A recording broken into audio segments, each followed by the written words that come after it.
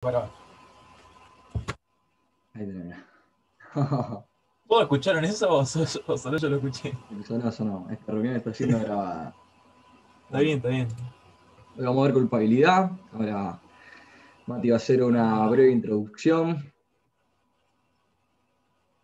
Así es, así es. Bueno, entonces Esperemos que le sirva. vamos con el último estrato, ¿eh? Con el estrato de la culpabilidad, el último. Ya está. Ya pasamos por conducta, ya pasamos por una conducta humana típica, ya pasamos por una conducta humana típica y antijurídica, que fue lo último que vimos con Facu, y ahora vamos a este injusto penal, que es esta conducta humana típica y antijurídica, y se la tenemos que atribuir ahora a una persona. Entonces, este nexo de atribución o este juicio que se realiza para realizar la atribución de esta conducta humana típica y antijurídica a una persona se analiza en lo que es el estrato de la culpabilidad. Entonces, podemos entender, según lo que dije recién así de manera muy improvisada, de que una primera formulación, y a nivel conceptual y dogmático penal, se realiza una primera formulación de lo que es el juicio de culpabilidad o la culpabilidad en sí, y se dice de que es un juicio que permite vincular de manera personalizada el injusto a su autor. Es un juicio que permite vincular de manera personalizada el injusto penal, que hemos hablado antes, conducta típica antijurídica, injusto penal, a su autor. Esta sería una primera y burda definición de culpabilidad que después, en virtud de una crítica que realiza Zaffaroni, se va a extender este concepto de culpabilidad.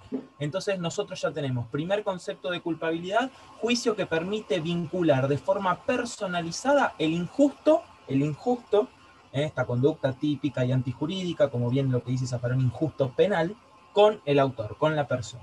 Ok. Zaffaroni, ¿qué dice? Zaffaroni, cuando lo vean, si lo ven de Zaffaroni, va a decir de que este primer concepto de culpabilidad no es ético. Es un concepto no ético. ¿Por qué? ¿Por qué es un concepto no ético? Porque no se tienen en cuenta el criterio de selectividad penal. Yo entiendo de que ya han visto la primera parte de la materia en donde se habla esta cuestión de la selección que realiza el poder punitivo o en sí el sistema penal con sus agencias, el proceso de criminalización primaria, criminalización secundaria, etcétera. Pero verán que se produce lo que es una selección. Ciertas personas que se consideran vulnerables frente al sistema penal son seleccionadas por diferentes rasgos, por cuestiones que tienen, por prejuicios, por cuestiones construidas socialmente, se realizan estas selecciones hacia los más vulnerables, hacia las personas que ya se encuentran en un estado de vulnerabilidad. Entonces, por eso se dice que con esta definición no es ética porque se saltea esta virtud o esta cuestión que dice Zaffaroni sobre la selectividad penal. Che, no se dice nada acá de que acá únicamente se está seleccionando a personas específicas y no se están seleccionando a todas las personas que cometen delitos. Así todo, la selección de todas personas, como vieron en la diferencia entre criminalización primaria y secundaria, es netamente imposible seleccionar a todas las personas que cometen un delito para que sean susceptibles de poder punitivo mediante el sistema penal. Es imposible, es completamente imposible, pero eso es otro tema. Acá es el tema de que Zaffaroni plantea que esta primera formulación de la culpabilidad no es ético porque no se tiene en cuenta esta cuestión de la selectividad penal, ya que todos los que son seleccionados pueden alegar que hubo una arbitrariedad a la hora de su propia selección, que no se le tuvieron en cuenta ciertos elementos que lo hicieron concederse en un estado de vulnerabilidad a la hora del reproche que se le está realizando. Entonces, en concreto, Zaffaroni dice que no es ético un juicio que habilita un poder que prisioniza según la vulnerabilidad de las personas. Vamos de vuelta, no es ético un juicio que habilita un poder que prisioniza según la vulnerabilidad de las personas. Está bueno ese concepto para tenerlo. Y entonces, ¿qué es lo que plantea Zaffaroni para completar, o más que para completar, sino para hacer ético el concepto de culpabilidad, un concepto de culpabilidad ético de acuerdo a nuestro derecho penal actual? Él plantea esta primera formulación, sí, dentro de su concepto de culpabilidad, plantea esta primera formulación de juicio que permite vincular de forma personalizada y injusto con su autor, y agrega dos elementos fundamentales que se tienen que tener en cuenta a la hora del análisis de la culpabilidad, que son el análisis del ámbito de autodeterminación de la persona a la hora de la comisión del hecho analizar en qué ámbito de autodeterminación, si tenía ámbito de autodeterminación, si no tenía ámbito de autodeterminación a la hora de la comisión del hecho. Eso después lo vamos a ver más a fondo con Juan Blas. Y después, por último, agrega el concepto de culpabilidad, lo que es la acción que realiza el agente para someterse al estado de vulnerabilidad. Entendamos de que el estado de vulnerabilidad es este estado mediante el cual el agente es seleccionado por el sistema penal. El sistema penal selecciona personas que se encuentran dentro de un estado de vulnerabilidad. Entonces, este nuevo juicio de culpabilidad, de reproche, analiza cuán fue el esfuerzo de la gente para someterse al estado de vulnerabilidad. Y un ejemplo concreto, es decir, un niño o una persona de 18 años que está en situación de calle, que tiene hambre, etcétera, va y roba un celular y lo vende para comprar comida, es diferente que un niño que duerme todos los días bajo el techo de su casa, en una cama tapado y con comida, vaya y robe el mismo celular. El esfuerzo que tuvo que hacer este último que vive en una casa, etcétera, etcétera, etcétera, es muchísimo mayor para estar dentro de este estado de vulnerabilidad que el sistema penal selecciona. Muchísimo mayor. La otra persona no tuvo que hacer un esfuerzo mayor porque ya se encontraba en un estado de vulnerabilidad. No sé si se va entendiendo, pero se va manejando así este nuevo concepto de culpabilidad, donde se analiza esta primera conexión entre el injusto y el autor, donde se analiza el ámbito de autodeterminación y donde se analiza por último el esfuerzo de la gente para someterse a la cuestión del estado de vulnerabilidad. Entonces, esto es fundamental, a mi criterio es fundamental para el análisis de la culpabilidad en concreto. Como ya sabemos, la culpabilidad va a ser este puente entre el injusto penal y la persona, pero con el análisis de estos elementos que después se van a ir viendo. Y entonces, para evaluar, después de haber hecho una breve introducción, como en todos los estratos, tenemos nuestra faz en donde vamos a encontrarnos mediante casos de inculpabilidad, que al fin y al cabo son los que más nos interesan, como los casos de antijuridicidad, cuando no la conducta es antijurídica, en los casos de tipicidad, cuando es atípica, y acá en los casos de culpabilidad, cuando es inculpable la conducta humana, típica y antijurídica. Entonces vamos a analizar los que son causales de inculpabilidad. Son dos principalmente, que tenés los que se presentan frente a una capacidad de comprensión de la antijuridicidad, y después tenés capacidad de autodeterminación. Estos dos son los dos principales causales de inculpabilidad. La capacidad de comprensión de la antijuridicidad, o bien dicho, la falta de comprensión de la antijuridicidad, y después la falta de autodeterminación o la reducción del espacio de autodeterminación. Acá, volviendo al esquema que tratamos de plantear en los diferentes grupos, vamos, causales de inculpabilidad, falta de comprensión de la antijuridicidad, una rama, y la otra rama, reducción o falta del ámbito de autodeterminación. Estas son las dos ramas principales. Yo hoy voy a dar la primera rama de falta de comprensión de la antijuridicidad y Juan va a dar la segunda rama de reducción del espacio de la autodeterminación de la persona.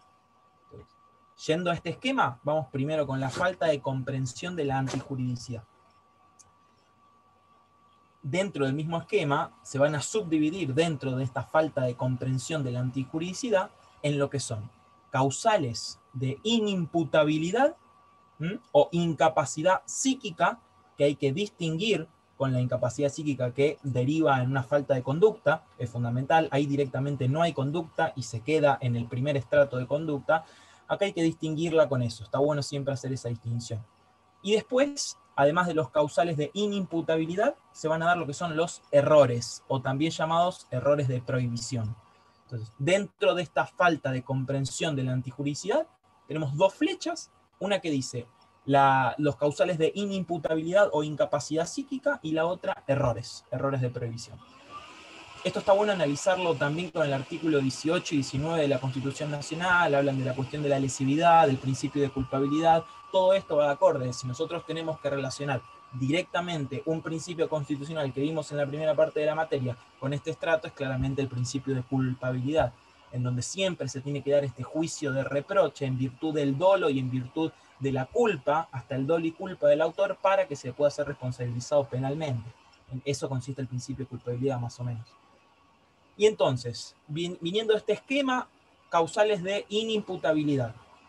El otro es errores. Causales de inimputabilidad. Esta inimputabilidad o incapacidad psíquica. ¿Qué tenemos acá? Tenemos, se impide comprender la antijuridicidad o la criminalidad de la conducta. Es decir, el sujeto no puede comprender la antijuridicidad de la conducta, no puede comprender que lo que está haciendo está prohibido por el ordenamiento jurídico, es antijurídico. Como bien dije, hay que relacionarlo, más que relacionarlo, sino diferenciarlo de lo que es la incapacidad psíquica que impide la acción directamente, como lo es, por ejemplo, el caso de psicosis, no, pues psicosis delirante se da en otro caso.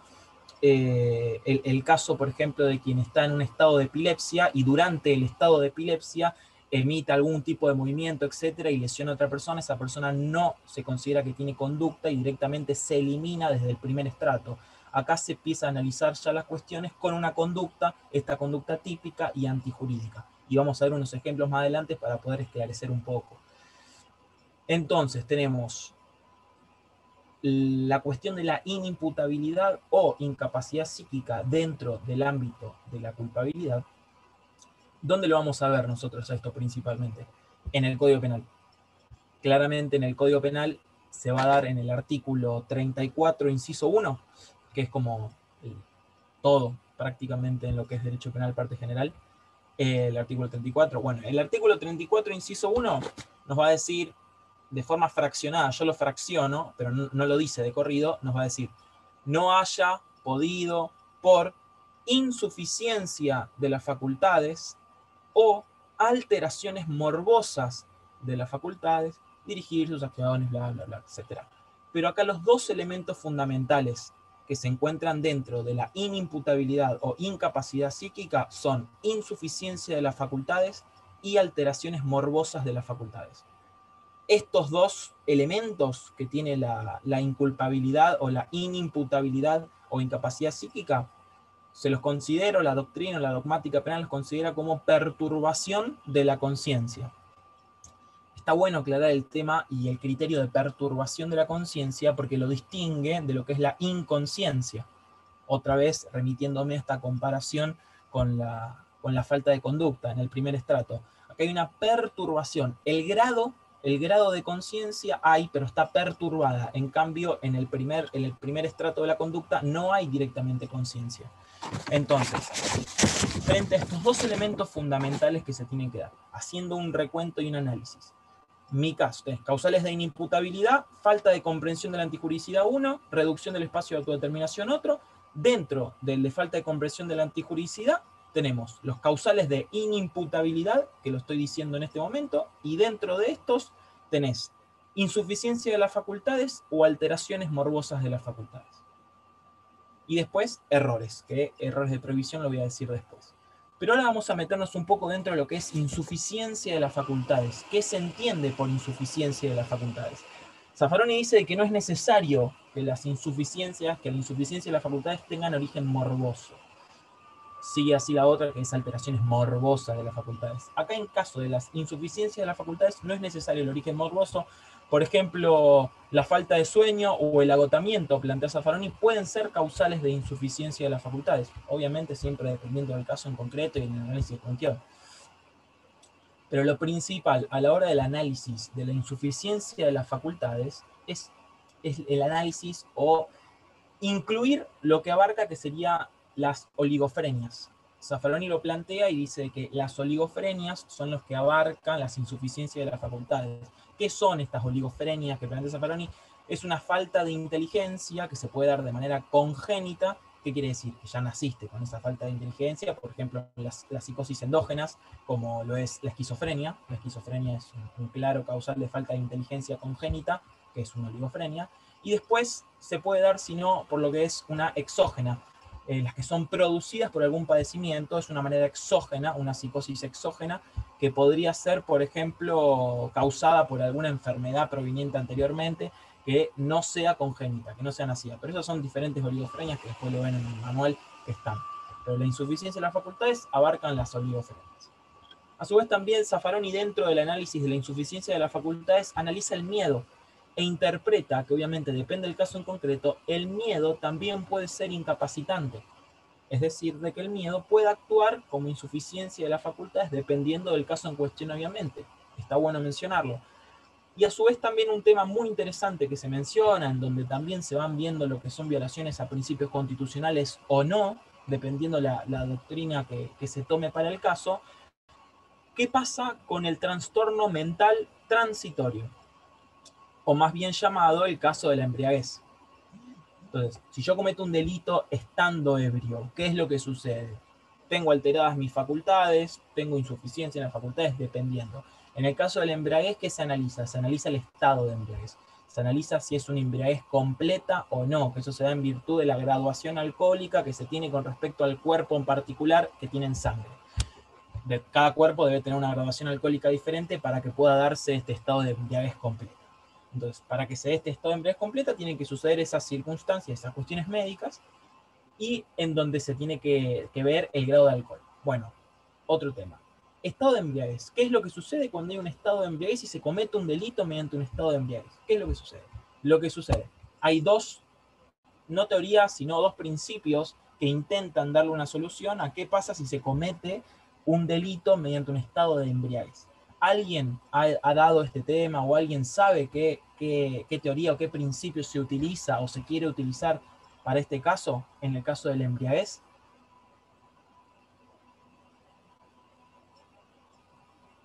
Dos principios se intentan utilizar. El primer principio, que se llama versari in re illicita, principio del medioevo, que es lo que dice: quien quiso la causa, quiso el efecto. Quien quiso ponerse borracho, quiso el efecto o las consecuencias que se dieron a raíz de ponerme borracho. Entonces, claramente violatorio al principio de culpabilidad. Claramente el versari siempre es violatorio al principio de culpabilidad, al principio de legalidad, porque no se puede determinar quién quiso la causa, quiso el efecto, porque únicamente la persona tiene que ser juzgada por el efecto, no por hechos anteriores al efecto, si no se estaría violando obviamente en principios de índole constitucional. Entonces, el versari claramente inconstitucional. Así todo, es algunas de las propuestas que se intentan solucionar para el caso del embriaguez. No quiere decir que no se aplique, porque no. Hay gente que obviamente lo alega a aplicar en el caso este. Y después tenés el otro caso que son la actio liberi in causa, que Zaffaroni lo trata, también creo que lo trata diferenciándolo del versari. La actio libera in causa, ¿qué es lo que dice?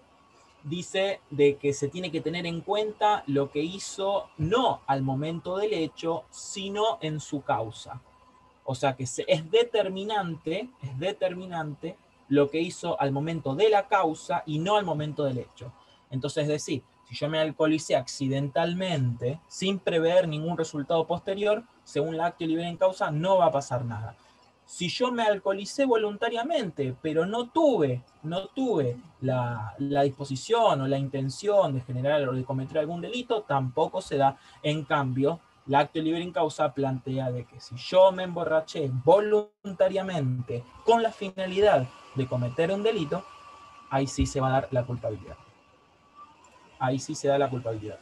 Entonces, en concreto, estado de embriaguez, esta cuestión del trastorno mental transitorio, que se divide en dos soluciones diferentes, que te da el versari in re illicita y que te da la actio libera in causa, entendiendo de que el versari es quien quiso la causa, quiso el efecto, completamente inconstitucional, y entendiendo el actio libera in causa de que se va a tener en cuenta lo que hizo al momento de la causa y no lo que hizo al momento del hecho. También inconstitucional, porque cómo no vas a tener en cuenta lo que hizo al momento del hecho la persona. Y estás puniéndola y responsabilizándola penalmente por un hecho que hizo anteriormente. Pero bueno, estas son las dos soluciones que se plantean en este caso del estado de embriaguez a la hora de la comisión de un hecho. Y después tenés la otra cuestión que plantea el Código Penal, que es la alteración morbosa. La alteración morbosa es nada más que un supuesto más de insuficiencia, dice Zaffaroni, que no requiere de más extensión, ya que es otro supuesto de insuficiencia de las facultades. ¿Se entiende? ¿Se va entendiendo algo? La guía que trato de hacer. Sí, no, más o menos. Sí, Mati. Si no se entiende, más o menos vuelvo y tiro para atrás. No, Flor, se entiende bien. Flor, ¿vos entendés? ¿Te perdiste? No, se entiende, se entiende. ¿Sí? Bueno, se entiende.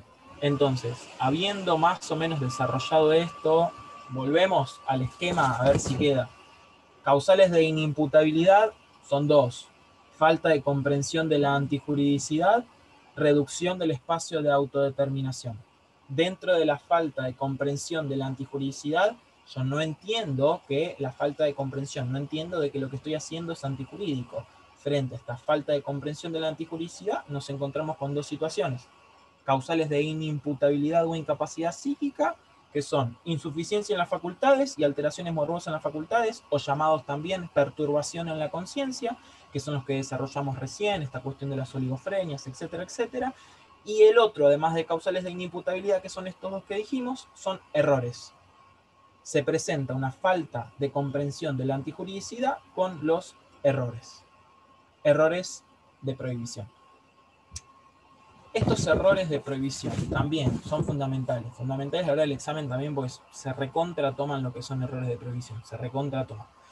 También, obviamente, están legislados en el artículo 34, inciso 1, cuando dice no haya podido por error o ignorancia dirigir, bla, bla, bla, bla, bla, bla.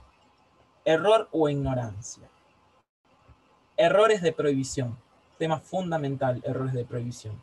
El de recién también es fundamental, pero las cuestiones psíquicas y mentales se analizan mucho, hay mucha dogmática penal escrita sobre cuestiones psíquicas y mentales, y es tan poco el nivel de concreción que hay en este tema que es importante también, pero bueno, siempre hay relaciones, tenés una relación con el error de tipo psíquicamente condicionado, tenés una relación con el primer estrato de los casos de inconsciencia, tenés una relación ahora con este caso de insuficiencias en las facultades. Las cuestiones mentales siempre traen aparejados problemas, se analizan los grados, etcétera, etcétera, etcétera. Los errores, en cambio, son más importantes y son más determinantes. Están más determinados de manera más expresa y se entiende más también. Hay una primera división que se realiza de los errores de prohibición. Esta primera división es en errores de prohibición directos y en errores de prohibición indirectos. Los errores de prohibición directos son los que recaen sobre la norma misma, sobre la comprensión de la norma, recaen sobre el desconocimiento de la norma o el mal conocimiento de la misma. Recaen sobre la norma. El error directo de prohibición recae sobre la norma. El error indirecto de prohibición recae sobre la creencia de estar frente a un causal de justificación. Falsa creencia de estar frente a un causal de justificación. Errores indirectos. Bien. Errores directos, entonces, como dijimos antes, este desconocimiento que hay que recae sobre la norma, un desconocimiento mismo de la norma que se tiene. Hay una subdivisión que se realiza dentro de los errores de prohibiciones directos.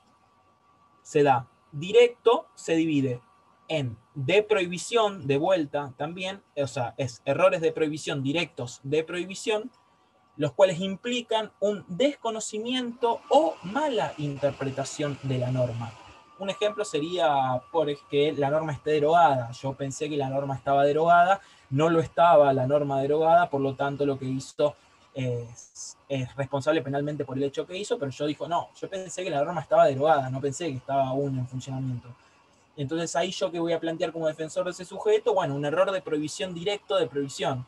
¿Qué quiere decir? Mi defendido no tenía conocimiento de que la norma se encontraba activa, pensó que estaba derogada, y ahí se intenta concebir después, dependiendo si se trata de un error vencible o invencible, si va a ser responsable penalmente o no. Entonces, primera subdivisión que se realiza al error de prohibición directo, de prohibición también. Desconocimiento o mala interpretación de la norma. Segunda división que se le realiza al error de prohibición directo es culturalmente condicionado, es decir, error de prohibición directo culturalmente condicionado. Lo van a ver de diferentes formas, condiciones especiales, etcétera, etcétera, pero lo que más está aceptado en la dogmática y en la doctrina es llamarlo como culturalmente condicionado. ¿Qué quiere decir este error culturalmente condicionado? Es de que la persona tiene un conocimiento de la antijuridicidad, pero no lo comprende, pero hay una incomprensión por estar frente a una cultura completamente diferente. Entonces, una persona, un indígena, los pueblos originarios, etcétera, que hayan o que tienen a nivel ancestral culturas completamente diferentes a las nuestras, pueden comprender de que castrar a los hijos apenas nacen o hacer diferentes prácticas sexuales entre las familias, a nivel legal, hoy en nuestro sistema penal esté prohibido, pero no lo pueden comprender porque lo vienen realizando de hace antaño y es una misma tradición que se realiza y no la van a dejar de realizar. Entonces, si yo tengo defendido a pueblos originarios o a un sujeto de un pueblo originario, yo le voy a decir que la persona cuando realizó determinada situación que es pasible de responsabilidad penal en virtud de nuestro sistema, se encontraba dentro de lo que es un error de prohibición culturalmente condicionado. La persona tiene una cultura completamente diferente a la nuestra y no se lo puede responsabilizar por un hecho. Claramente en la práctica esto se da poco y nada. O sea, es muy difícil ver en la práctica un error de prohibición culturalmente condicionado. Pero está bueno mencionarlo como una de las subdivisiones que se le da al error de prohibición directo. Rápido análisis, error de prohibición directo. El directo se divide en de prohibición, que es desconocimiento o mala interpretación de la norma en sí, y después se divide en error directo culturalmente condicionado, que es esta cuestión del análisis del pueblo originario, que tiene una conducta completamente diferente, entiende la norma, no entiende la norma, conoce la norma, pero no la entiende, no la comprende y no la ejecuta. Y ahora pasamos a la otra subdivisión que se realiza, error de prohibición directo, indirecto. Acordémonos que los indirectos son los que recaen sobre la falsa existencia de un causal de justificación. Yo creo que estoy amparado bajo un causal de justificación y en virtud de ello actúo. En la realidad, evidentemente, no me encontraba en un causal de justificación. Por eso estoy analizando la falsa creencia de estar dentro de un causal de justificación. Y también se divide en dos esta falsa creencia de causal de justificación, este error indirecto. Este error indirecto se va a dividir en lo que es error indirecto de prohibición, de vuelta, y error indirecto en lo que se puede llamar lo que es una falsa creencia de una causa objetiva. Lo van a ver en los libros. Falsa creencia de una causa objetiva. Ahora se va a ahondar. El error de prohibición indirecto, entonces, falsa creencia de estar frente a un causal de justificación, de actuar en virtud de un causal de justificación. Error indirecto de prohibición, que es la primera subdivisión que se hace, es esto mismo, es la creencia falsa de estar actuando en virtud de un causal de justificación. Es eso, simplemente. Y en cambio, el error indirecto, que se llama como falsa creencia de causa objetiva, se hace una pequeña diferencia y es lo que se explican los autores y los mismos profesores de que es el que te hace todo te hace pensar de que estamos frente a un causal de justificación. ¿Qué quiere decir? Se dan las circunstancias completas para que cualquier persona en el mismo lugar que esa persona entienda de que está actuando bajo un causal de justificación. Todos pensarían que se estaría bajo un causal de justificación. Por eso habla de causa objetiva, una cuestión meramente dogmática y estructural para poder desarrollar estas subdivisiones que se realizan. Indirecto, error de prohibición indirecto, de prohibición, falsa creencia de estar frente a un causal de justificación, y error de prohibición indirecto, falsa creencia de estar frente a una causa objetiva, que se da esto cuando todas las personas comprenden de que en su misma situación también se estarían viendo que están actuando en virtud de una causa de justificación. Entonces, errores.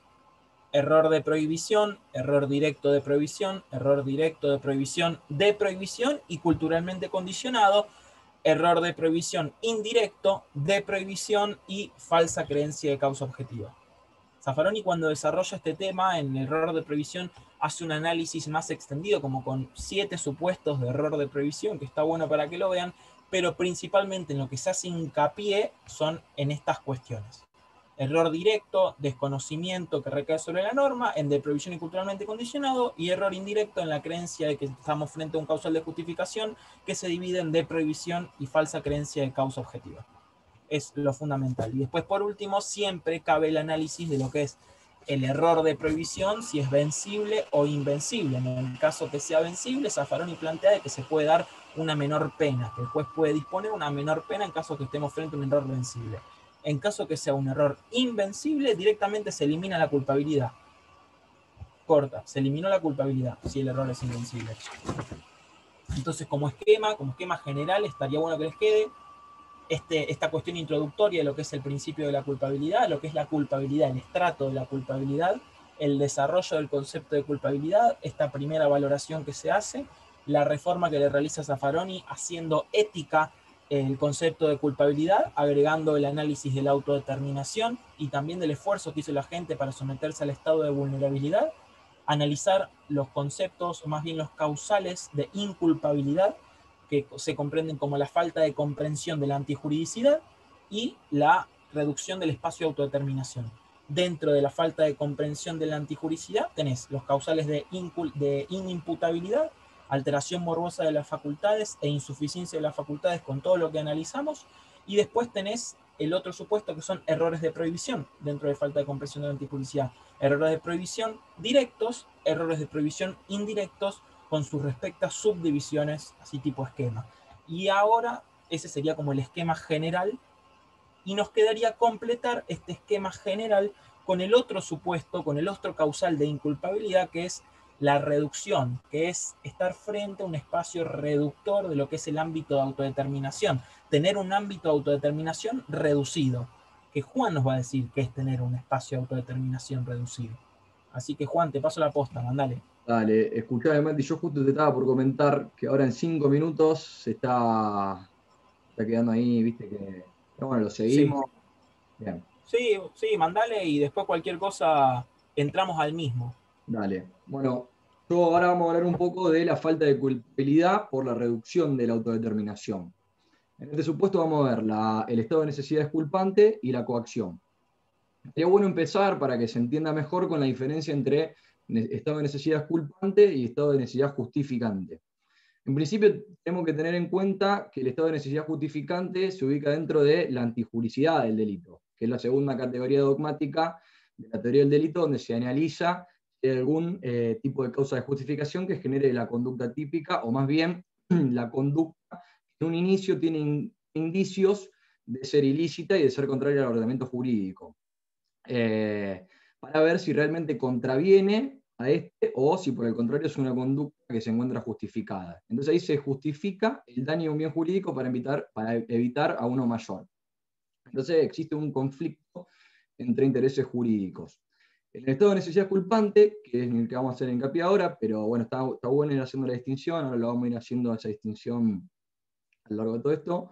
Y en el estado de necesidad culpante, en cambio, los bienes jurídicos son equivalentes. Por ejemplo, el caso de dos náufragos, por ejemplo, que,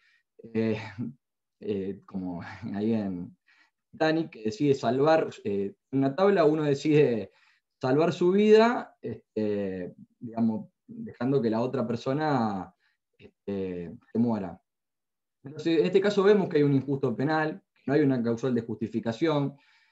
Pero cuando llegamos a la culpabilidad, vemos que aunque se trate de un sujeto imputable que conoce la antijuricidad, lo que pasa es que no goza de ese necesario ámbito de autodeterminación, digamos, es la posibilidad de elegir entre hacer lo correcto o lo que no lo es. El otro en este caso no tiene la posibilidad de elegir si lo hace o no lo hace, ya que si lo hace, muere. Entonces, si lo pensamos también de una forma, digamos, también sería irracional que el Estado exija este tipo de conductas, entre comillas, heroicas, ¿no? Entonces ahora vamos a ver cuáles son los requisitos del estado de necesidad culpante, el cual es similar al de necesidad justificante, pero este excluye, digamos, este último, el estado de necesidad justificante, excluye la antijuricidad y el estado de necesidad culpante, la culpabilidad. Entonces, primero es necesario que haya un peligro inminente, o sea, que puede prevenir de la naturaleza, como por ejemplo una inundación, o de un tercero, por ejemplo un incendio. Entonces, el cual crea una situación de necesidad en virtud de la cual, digamos, por ejemplo, yo voy a dañar un bien jurídico para salvar el mío. Ese sería el primer requisito, entonces. El peligro inminente. Debe ser inminente, porque de modo que si no habría, digamos, no habría un estado de necesidad culpante, digamos, si el peligro si no existe o ni siquiera aparece como inminente producción. El segundo requisito es que la acción realizada y que afecta al bien jurídico ajeno tiene que ser necesaria. Hace falta que esa conducta sea la menos lesiva, es decir, que no exista posibilidad de realizar otra conducta diferente afecte el bien jurídico en menor medida o que directamente no lo afecte. En tercer lugar, vamos al tercer requisito, volvemos a hacer una comparación con el estado de necesidad justificante, donde el bien jurídico que salva debe ser mayor que el bien jurídico afectado. En el estado de necesidad culpante no se justifica la conducta por prevalecer el mayor valor, digamos, el que tenga más valor. El motivo del estado de necesidad justificante culpante tiene que ver con que, aunque se afecte un bien jurídico del mismo valor o incluso mayor, la cuestión es que en el estado de necesidad culpante no se puede exigir al sujeto que actúe de otra forma, porque no tuvo ámbito de autodeterminación. Entonces se puede dar una afectación de un bien jurídico igual o mayor. Por ejemplo, matar a una persona para salvar a otra. En ese caso, se podría dar un estado de necesidad exculpante.